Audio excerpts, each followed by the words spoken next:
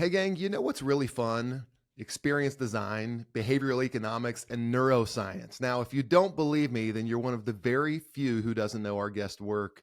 Our guest has used these tools and his vast experience to get the world hooked on becoming indistractable. Listen, he is 6 months older than I am, so I'm going to give him all the respect due my elders. So whether you are far or you are near, all of you are welcome to gather around and listen in on this conversation with Nir Eyal. Nir, what's up, brother? Nicely done. That You like was that? great. Yeah, very nicely done. All those puns, the highest form of humor right there. I get it. I don't. I think a lot of people, namely my kids, would argue that it's the highest form of humor. It all makes sense now that you now realize you're a dad like me. Yeah, All the dad yeah. jokes make sense. Like I said, I'm not. I am 6 months younger though. So the youth here is. I'm a young dad. Well, man, thank you for jumping on. I've been very, very excited about this. You're the thought leader. When we started Aro, it's just like we were reading your stuff and just couldn't get enough, and continue to read your work on your weekly newsletter. And it's, when it comes to behavioral design, habits and distraction, you're the guy. So I would love, how did you become the guy on those? Like, of all the stuff you could do, how was those things, at least, the habits, the maybe just behavioral design itself, how did you become the guy on that? What was your journey up to that? Well, I appreciate it, and the admiration is mutual. I mean, I love the fact that you are a perfect example of someone who is living out what I believe is the skill of the century, right? Becoming indistractable. You and the team at Aro, you are not sitting idle, right? And that's really my message with Indistractable, that the wrong thing to do is to do what I think a lot, I hate to criticize others in the field, but a lot of tech critics are telling us that our attention is being hijacked, that our focus is being stolen. It's not stolen. It's not hijacked. We're giving it away, right? Hijacking is what they did to us on 9/11.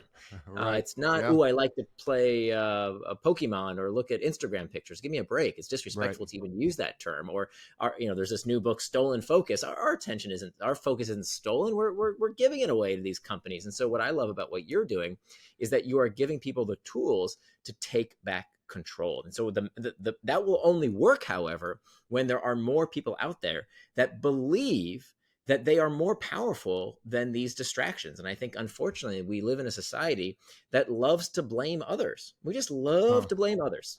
And so everything is because of somebody else.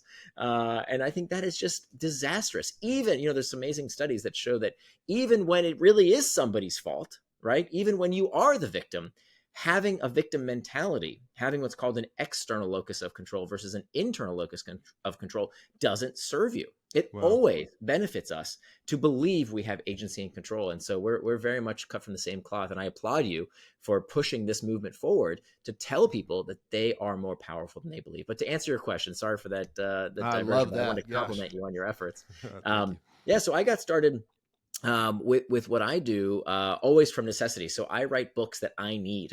And so my process for writing books is I look at the problems that I have, and I got lots of problems in my life. So I've got lots of things to write about.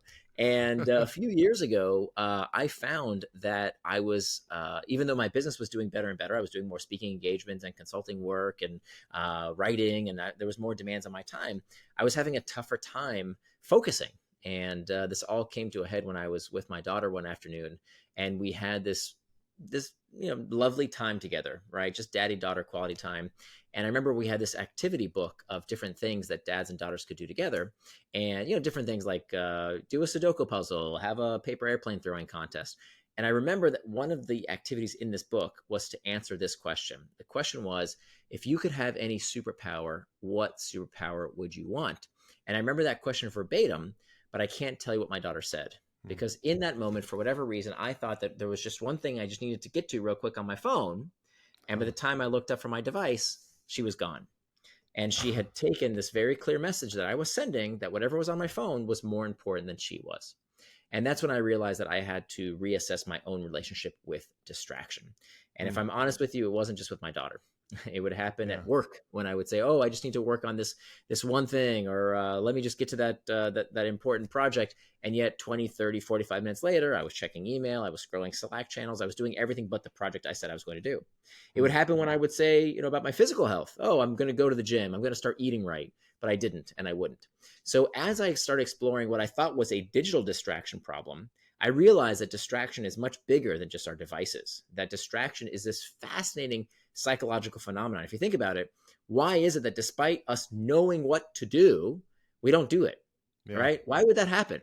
Right? That's the weirdest thing. I think we're the only species that does that. Right? If a lion wants to eat, the lion catches its prey. Right? It doesn't think, "Ooh, I got distracted by I want to watch the sunset now" or something. The lion has an objective and it goes to get it. But somehow, even when we know what we want, we go off track. We get diverted. And I think that in this day and age, the problem is no longer not knowing what to do, right? It Hmm. used to be maybe our parents, our grandparents could have had the excuse to say, "You know what, I don't know how to do something." But today we all know.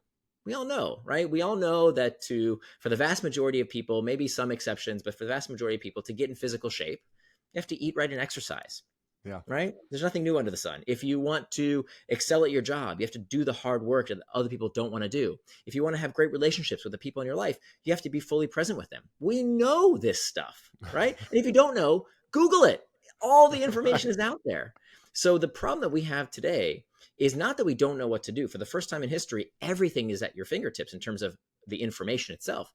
The problem is we don't know how to stop getting in our own way. We don't know how to stop getting distracted. And so when I saw that this was a problem in my own life, my first step was to read everybody's book on the topic, right?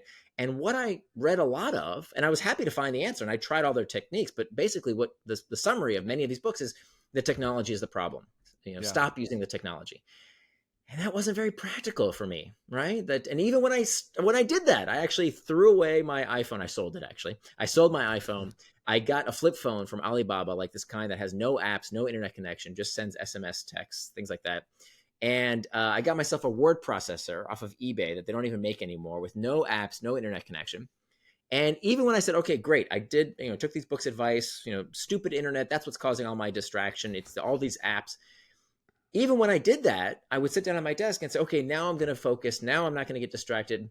But there's that book on the shelf that I've been meaning to read, or let me Yeah. just clean up my desk real quick, or you know what, the trash needs taking out." And I still kept getting distracted. So I wanted to explore the deeper reasons why we get distracted in various areas of my life. And so that was the genesis of the book, that the advice of, well, just, get rid of your technology wasn't effective. We have to figure out how to manage these technologies and use them in a way that serves us as opposed to us serving them. So that was the genesis of the book. It's such a nuanced.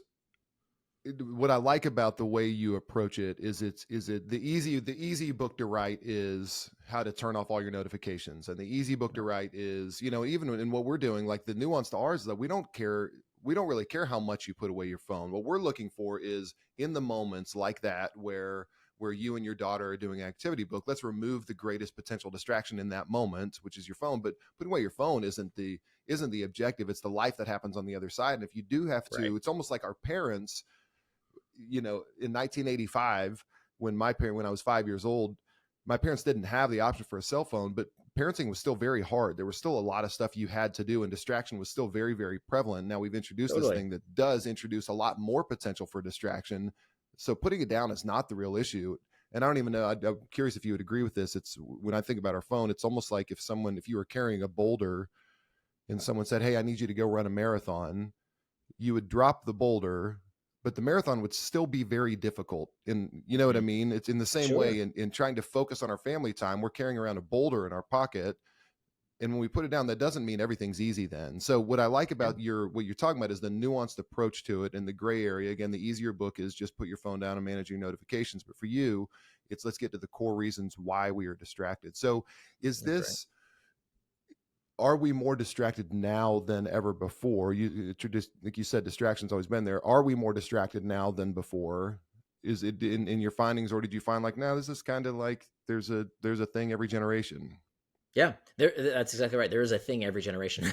I mean, Yeah. you were mentioning, what was it like to grow up when we were kids? And we tend to romanticize this, right? Every generation romanticizes the past and thinks, oh, raising kids was so much easier in previous generations. No, there was just Yeah. different challenges.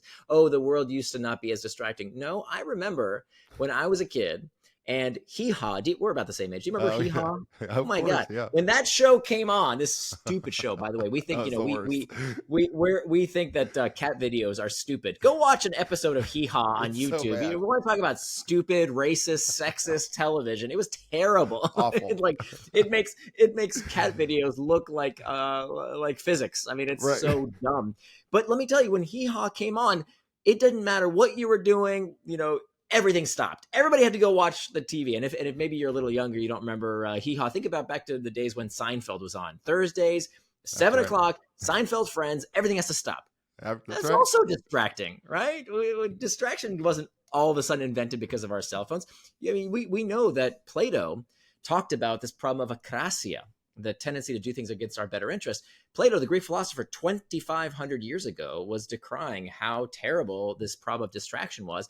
And in fact, his mentor, Socrates, talked about the problem of this terrible new technology that he said would enfeeble men's minds. This technology was, of course, the technology of the written word, right? Wow. Because in his day and age, this was a terrible new technology, writing things down. Had it not been for Plato, we would have not known, ironically, the words of Socrates. Plato wrote down the words of Socrates using this crazy new technology. So every new generation has this struggle. Now, that doesn't mean it's easy. I don't want to dismiss it as something that just because it's always been here is not a problem. It is a problem. The thing that I think we don't realize is that the price of progress is learning these new methods, right? So every time there's a new technology, what has mankind always done? Mankind, with every new successive technology, has adapted and adopted. Adapted and adopted. What does that mean? We adapt our behaviors to this new technology because, as Paul Virilio, the philosopher, said, when you invent the ship, you invent the shipwreck. Okay, so I'm not a tech apologist. There are bad aspects to every new technology. Just like when you invent the ship, you invent the shipwreck, right? But what do? Do we stop sailing ships? No, we made ships safer, right? So what did we do? We adapted our behaviors. With every new technology, we adapt our behaviors and we adopt new technologies to fix the bad aspects of the last generation of that technology. And that's exactly what you see. You and your company are exactly the manifestation of this, right? Where you have invented a new technology to fix the bad aspects of a new technology. Because what technology does not solve our problems. Technology does not solve our problems. Technology gives us better problems. Oh, that's interesting. Technology gives us better problems. So the problem we had before the smartphone was that it was really a pain in the butt to connect to people, right? I remember when I was a kid, if we wanted to look up something, we had to go to the Encyclopedia Britannica if you were rich and had it in your house. And if you didn't, you had to go to the library. That was a real pain, right? And Well, hope that now, it was an updated edition, right? Yeah. exactly. Yeah. Well, now it's all here in our fingertips. And the price of that progress, the price of having the world's information accessible to anyone at any time, the price of having boredom alleviated whenever you want it, right? The price of being having courseware, you can learn almost anything that the humans know. You can learn online, most of it for free. The price of all that progress is that you have a few more problems to deal with. You have to learn these new techniques and you have to adopt new technology like Aro to fix these other problems that are created. So again, technology doesn't just fix all our problems. It gives us new problems, better problems that we'd rather deal with. I'd much rather deal with tamping down a distraction. That's a much easier problem to deal with. And I feel almost guilty complaining about it than the problem we used to have, which was information was only reserved for the very elites in society. So I don't know exactly how to ask this question. If distraction is always going to exist, if it's always going to be there, and you just answered it in part, the maybe the surface question is, why don't we just acquiesce? Like, why don't we just, like, it's going to be there? Is it really worth the fight? Maybe one is why is it worth the fight? And then the second, maybe the deeper question I'm trying to ask is, so to what end are we fighting distraction? Does that mean, like, what's the on Such the, a good question. I hope that makes sense. I'd love your It's thoughts a on that. terrific question. It's a terrific question. And so I think the what we have to ask ourselves is how we want to spend our time. So let me back up and kind of explain the indistractable model, starting Yeah. with really like, first principles. What does this word distraction even mean? Where does it come from? Right. So if you want to know what something is, a good test is to ask yourself what it is not. So what is the opposite, the antonym of distraction? Most people will tell you the opposite of distraction is focus, but that's not exactly right. Hmm. The opposite of distraction is not focus. If you look at the etymology of the word, the opposite of distraction is actually traction. And it makes total sense when you think about it. Yeah. Traction, distraction. Okay. Huh. Both words come from the same Latin root, trahare, which means to pull. And they both end in the same 6 letters, A-C-T-I-O-N, that spells action, reminding us that distraction is not something that happens to us. It is an action that we ourselves take. So traction, by definition, is any action that pulls you towards what you said you were going to do. Things that move you closer to your values and help you become the kind of person you want to become. Those are acts of traction. The opposite of traction, distraction, is any action that pulls you away from what you plan to do, away from your values, away from the person you want to become.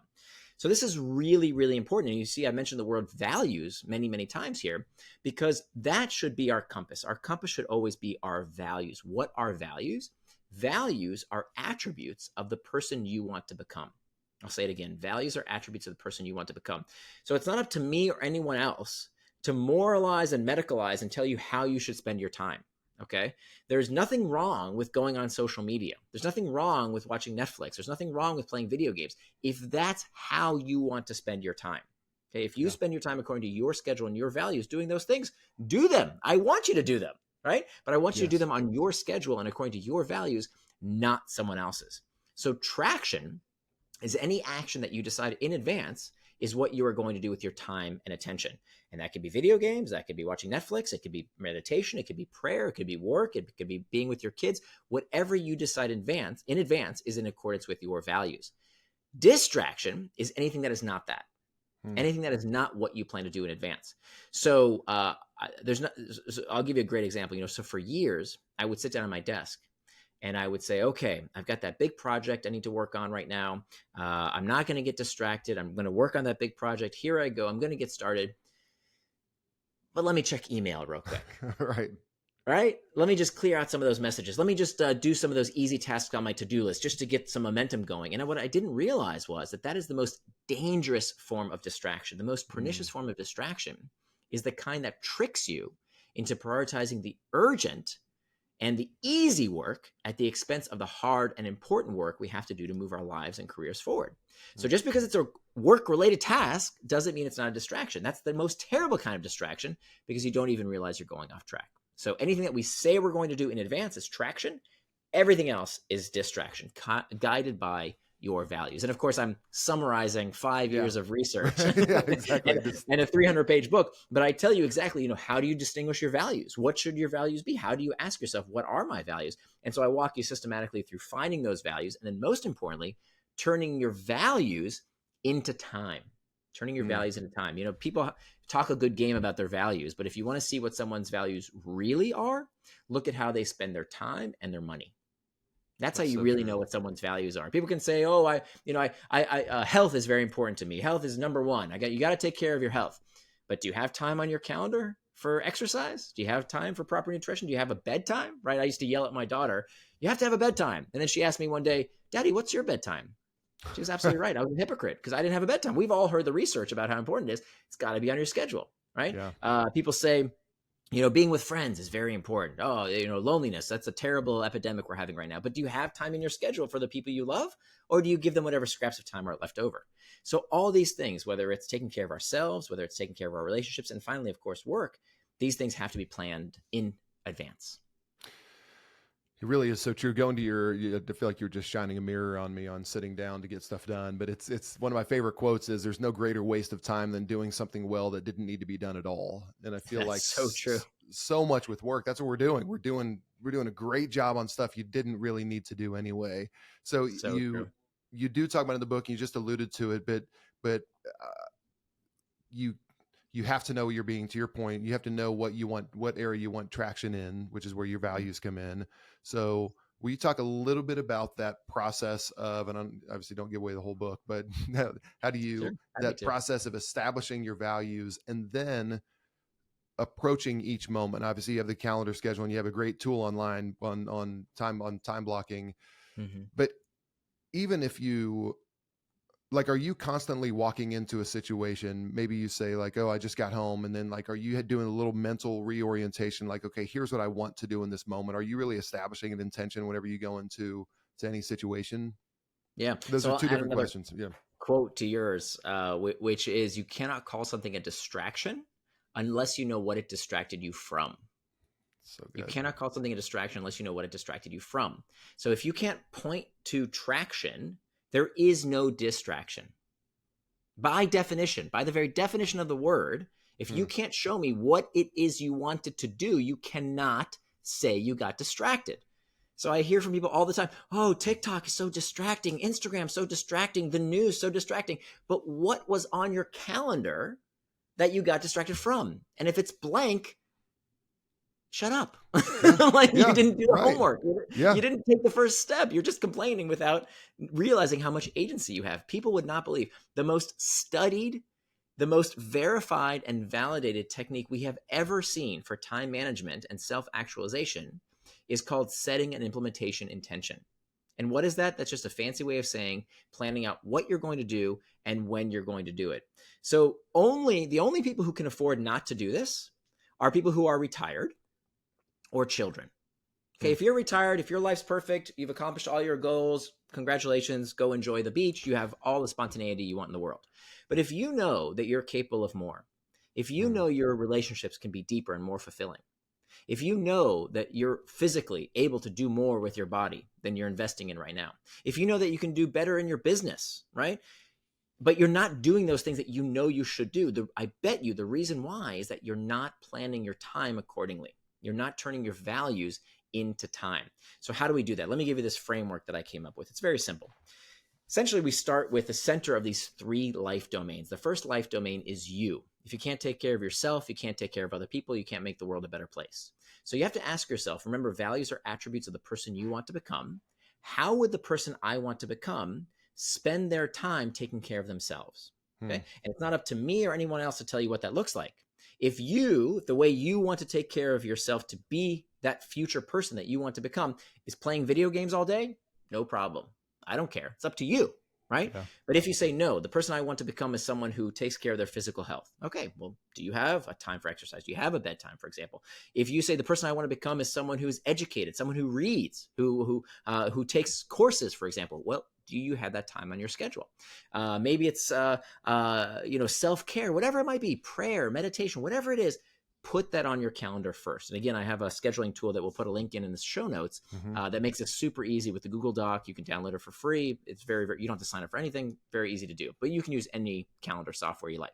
So first life domain, you.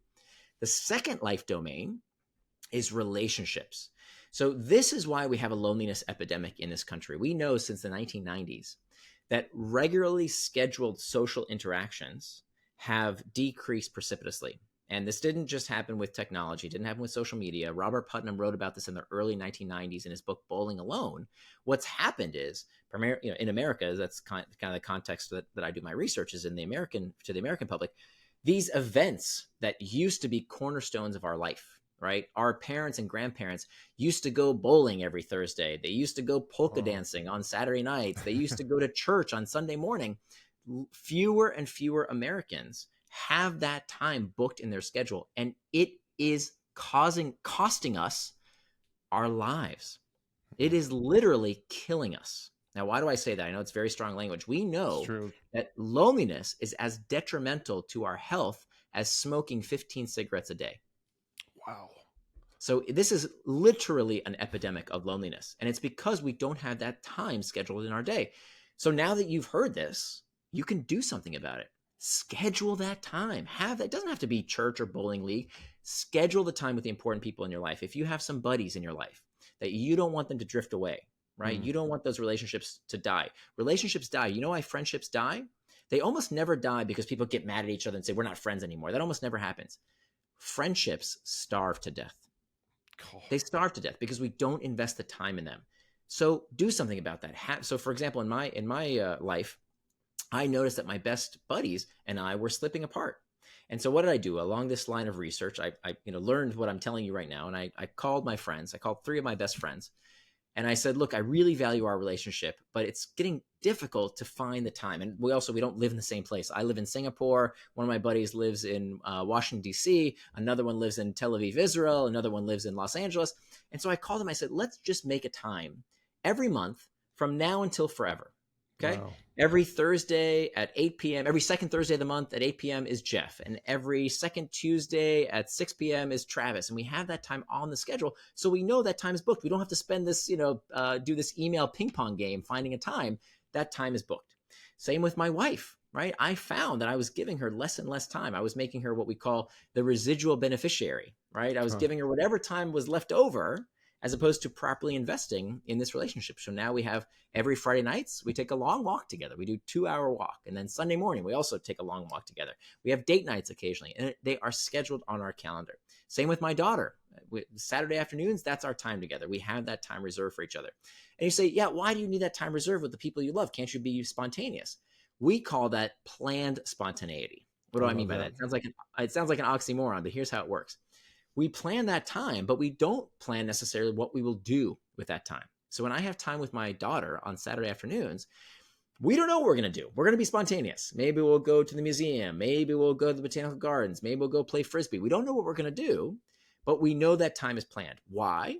Because I know what I will not be doing with that time. I will not be on my phone. I will not be checking work email. I will not be on social media, because that time has been reserved for someone I love very much. Okay, so that's the next life domain, your relationships. I have a question about that in the relationships, because it is so important. What's the biggest impediment? I think anybody hearing that, who's listening to this podcast, and me hearing it myself, like, okay, I'm in, I want to do that. What's the biggest impediment to us doing that, do you think? I think it's that gut reaction that people have, that they feel this reflex. There's a psychological phenomenon called reactance. Reactance is when we are told what to do. Our gut reaction is, don't tell me what to do, right? When our agency is threatened, we have that knee-jerk response. Everybody has it to some degree or another. If your boss ever micromanaged you, right? That's that crummy feeling of being told what to do. If your mom, when you were a kid, told you to put on your coat, even though you're perfectly capable of making up your own mind, like, don't tell me what to do. That's reactance. Now, here's the crazy thing. Our brains will elicit reactance even when we ourselves are telling us what to do. How crazy is that? Right? Yeah, that's how crazy our brains are. But you have to overcome that. Okay, and there's a few ways you can overcome that, by the way, to make sure you disarm that sense of reactance. But the reason that is happening, the reason that people get that gut reaction of knowing, hey, if I put on my calendar, I have to do it, that makes them realize, oh crap, now I actually have to, now it's real, right? Which is insane, right? Think about it, right? Like if your reaction was, oh, I don't want to schedule exercise, even though, hey, I've been planning to lose 20 pounds for 10 years and I haven't done it, right? I'm giving you the formula. Like I'm literally handing it to you on a silver platter. If you have that reaction, you got to do it, right? That is exactly your conscious telling you, oh crap, this is actually going to work. Right? I'm giving you the answer. And so that's the most common response that I hear is not, it won't work, because it does work. Right. It's, oh, I don't really want to. And this is super important, actually. This is very, very important. We skipped over step number 1 to becoming indistractable, is mastering internal triggers. You know, the number one reason we don't achieve our goals, the number one reason people don't achieve their goals, number one reason, they quit. Number one reason. Yeah. Right. That's not to say that quitting is always bad. Sometimes the right thing is to quit, but just factually, the number one reason, common sense, you don't reach your goal is you quit. Now, what's the number one reason we quit? The number one reason people quit is because they don't feel like continuing. Now think about that for a minute. It's a feeling. Okay. It's just a feeling. It's not objective fact. It's a feeling. I know I really should exercise, I don't feel like it. I know I really should go to bed on time and stop scrolling social media, but I don't feel like it. I know I should splurge on that thing that I bought but I didn't need, but I don't feel like it. I want to. They're just feelings. But once you realize that, it's incredibly empowering, right? These are called internal triggers. And if you don't master them, they will become your master. So I give a whole list of ways to reimagine internal triggers. And by the way, this is the most important step. This is why I repeat this mantra. Time management is pain management. Time management is pain management. If you don't learn how to manage these uncomfortable sensations, right? If you don't master these internal triggers, again, they will become your masters. So you have to learn how to deal with discomfort in a healthy way. Dude, that's so strong, and it is so true. It's so basic. I've been learning as I get older. You realize just how much longevity, like how valuable that is. And it's just my brother Jacob. He's a partner at a big four accounting firm. And someone asked him once. They said, "Hey, you're one of the youngest partners in the firm, and so what did you do?" And he said, "Well," he goes, "every day for the last 15 years, I've come in and not turned in my 2 weeks notice. Like, that's all I've done. I didn't do anything special. I just didn't quit." So true. So basic, but it is true. Like, you just don't want to. And I think for me, sometimes it's because I do find myself distracted, and my best days are the ones where I got stuff done. I got things done. So I had traction with it. And I think it's like the reason why you don't feel like it is because you don't necessarily feel like you're making any progress. Like, that feeling of futility is so disheartening. You know what I mean? Am I doing, or what are we, we're building a business, or I'm sure, and even sometimes when you're writing your books, you're just like, is this ever going all to the get time when done? I'm writing my books? It's never fun. Yeah. There's always pain and discovery. I think that's exactly the myth. We have this myth, and we see it perpetuated by the self-help industry all the time, that somehow we should have this goal of happiness, right? How many books have happy in the title, right? Yeah. That's what everybody wants. Everybody wants to be happy. And I'm here to tell you, happiness is not evolutionarily beneficial. You are not evolved to be happy. There is no purpose for you to be sustained, to have sustained happiness. Think about it. If there was a tribe, think about it, right? Like, let's go back 200,000 years ago. We're on the plains of the Serengeti, Africa. And there's a tribe of people who are evolved to always be happy, to be contented, to be always fulfilled. What would happen if there was a rival tribe of people, our ancestors, who were not always happy, who wanted what those people had? Yeah. We would have dead. Yeah. we would have killed and eaten them, right? That's what we would have done. And so we are evolved to always want more, right? That is what has made our species the most dominant species on the face of the earth, right? Because we want more. That's what took us to space. That's what helps us cure disease. That's what helps us overturn despots and dictators, is because we want better. That's what makes our species great. So we have to free ourselves from this expectation that we need to always feel good. Yeah, are things going to be boring? Are things going to be hard? Everything worth having in life is going to be difficult. If it was easy, it wouldn't be worthwhile. Man, that's good. I have a few extra questions. I want to be respectful. It's late night in Singapore. The third life domain. Walk us through that one. Yeah. Oh, great. So the third life domain is the work domain. This is where most people spend most of their time, right? We talked about self, we talked about relationships, now the work domain. Now, work can be divided into two kinds of work. We have what's called reactive work, which is reacting to emails, reacting to messages, reacting to taps on the shoulder from your boss. That's called reactive work. And most of your day, for most knowledge workers, is spent doing reactive work. Now, there's the other kind of work, which is called reflective work. Reflective work is the kind of work that can only be done without distraction. Thinking, strategizing, planning, all of these things require you to work without distraction. And if you want a leg up on everyone at your office, at everyone in your industry, plan time to think. Because I bet you most, if not everyone in your industry, ain't doing it. They're not planning time to think, because the brain is a cognitive miser. We know, right? This is the basis of so much of cognitive neuroscience. We know that the brain wants to conserve effort and conserve energy. So whatever will tell us whatever cures discomfort fastest and quickest, this is what we form habits around. And so, as opposed to trying to sit down and think for a second, which is psychologically taxing. It requires effort to sit down and think. Well, I'll just look at my email and my email will tell me what to do. Or I'll just look at the Slack channel. The Slack channel will tell me what to do. Or I'll ask my boss. My boss will tell me what to do. As opposed to what we see that top performers in every industry, whether it's in business, the arts, sports, across the board, if you look at A players, if you look at top performers, they make time for this reflective work. Now, I know not everybody's day can be spent doing nothing but reflective work. And I understand that. Your day is going to be separated into reflective and reactive work. The problem is far too many people allow their entire day to be reactive work, right? Because it's cognitively easy. These technologies will tell me what to do. Then I don't have to think. And here's what happens. If you do that day after day, week after week, month after month, year after year, you will find that you're running real fast in the wrong direction. So you've got to make time in your day, schedule it in your day to have that reflective work time. Even if it's 15, 20, 30 minutes, that's fine, but you've got to have it scheduled in your day. I was going to ask that. It's a dumb question. How do you think for someone who's only used to reactive work, which is most of us? How do you think? How should someone begin today in saying, okay, I'm going to have some reflective time. What do I do?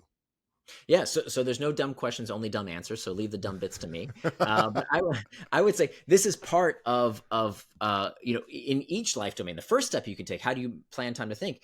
By just scheduling it, right? So every Sunday at 8 p.m. I have my time when I look at the week that just went by, and I plan the week ahead. And every week I ask myself this simple question: how can I make my schedule easier to follow? Easier to follow. Meaning, hey, you know what? Last week I had my scheduled book writing time first thing in the morning. And you know what? That was kind of hard to stay focused. I want to try next week what that might be like scheduling in the evening. Okay. You can change your schedule any way you like. I want you to revise it week after week. But once you set it for that day, okay, now it's in stone. Now you can't change it. You have to follow that schedule to the best of your ability and measure yourself. Not by this stupid to-do list technique, right? The tyranny of the to-do list is measuring yourself by how many cute little boxes you check off. We know that that's a terrible time management technique. A much better time management technique is to measure yourself by one metric only. Not how many things you finished, but were you able to do what you said you were going to do for as long as you said you would without distraction? That's the best metric of success. Did you do what you said you were going to do for as long as you said you would without distraction? Turns out, people who do that, okay, people who measure themselves by that metric alone, they actually finish more. They get more done than the to-do list people, turns out. So that's the first act you can take to plan time to think, is to make that time to think, asking yourself this question of how do I plan my week ahead so that I can turn my values into time following those three life domains. I imagine how freeing that could be. So my distraction, I'm a huge baseball fan. I love the Braves, the Atlanta Braves. And so I love following their Twitter feed. And so I'll jump over and see what's new, what the news is. And I just imagined a scenario in my calendar that had 15 minutes scheduled for that during the workday. So then in your mind, so one, that would not be a distraction because it's scheduled, to your point. And then It allows me in the times where I may want to be drawn to, it's like, no, I got that coming up. That's okay. I don't have to do that now.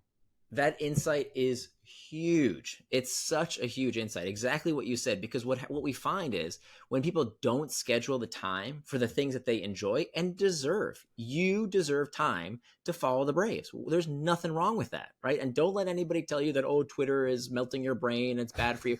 It's only bad for you if it's a distraction.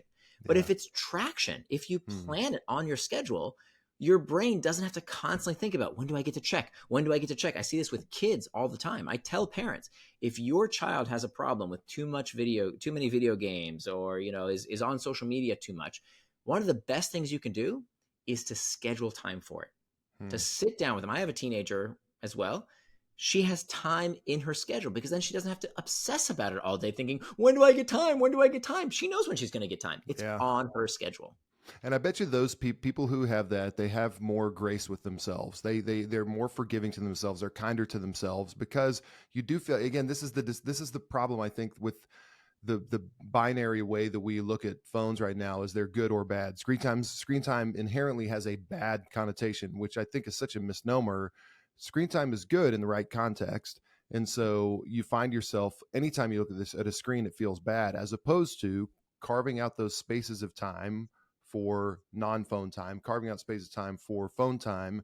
And it even goes to this whole notion, and I just love that you say this, because it's such a contrary thing right now to say, is that you say we're not addicted to our phones for the most part. And I think the science proved this out. Dr. Maxie Heitmeyer, who's on our show, he talked about that. The science doesn't prove it. This doesn't have the characteristics of addiction. And one reason why, even if it's just semantics, is when you're addicted, you do two things. One, you admit your total powerlessness over it. And then two, you completely abstain from the thing you say you're addicted to. The second one is impractical. We're not going to abstain from our phones. And then the first one, we need to understand our agency over it, to all of, everything you say. And when you do that, it's a much smaller monster than you thought it was. I couldn't have said it better myself. I mean, it drives me nuts when people say that they're addicted to this or that. I mean, the word addiction comes from the Latin addictio, which means slave.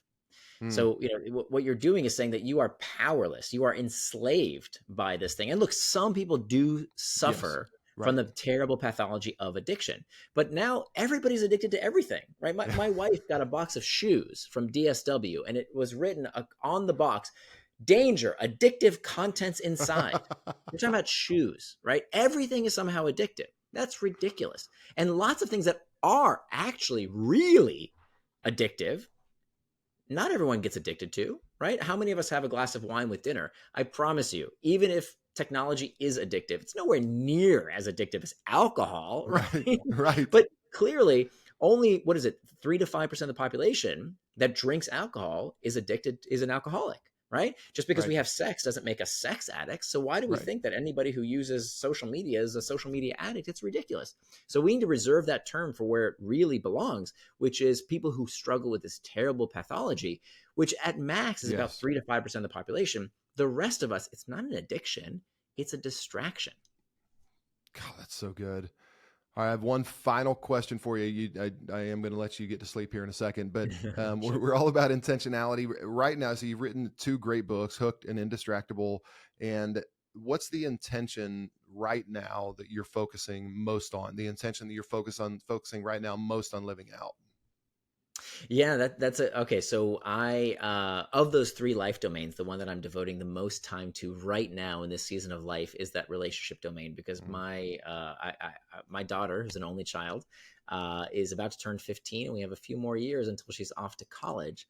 So of course I'm still working and consulting and speaking and writing, but where I am spending the most of my time is with her homeschooling. So we're actually taking classes together, because now she's taking some really cool classes. So we're taking an econ class that's for free from MIT online. So we're taking an econ class together. So that's the thing that I think is highest on my list of priorities to be intentional around. I love that. That's so good. Nir, thank you. I want to hit all, I'm going to miss some here, but nirandfar.com, nirandfar.com. Everybody needs to read Hooked. I really do think, this really, to me, these are, because similar to you, and I have a 15-year-old, similar to you, my lens right now is parenting. So these are parenting books in my mind. Hooked and Indistractable. They're such great parenting books for ourselves to be great parents, but then to how to teach them to be great parents someday. Your weekly newsletter is dynamite. Everybody needs to go check that out. And your podcast is fantastic as well. What did I miss? We'll put all this in the show notes too. That's great. I mean, there is, if you're interested, there's an 80-page workbook that's completely free on my site, indistractable.com. And that's spelled I-N, the word distract, A-B-L-E. So indistractable.com. There's a free 80-page workbook you can download there. It's fantastic. Nir, thank you, my friend. Really, really appreciate it. Have a good night of sleep. My pleasure. Thanks for having me.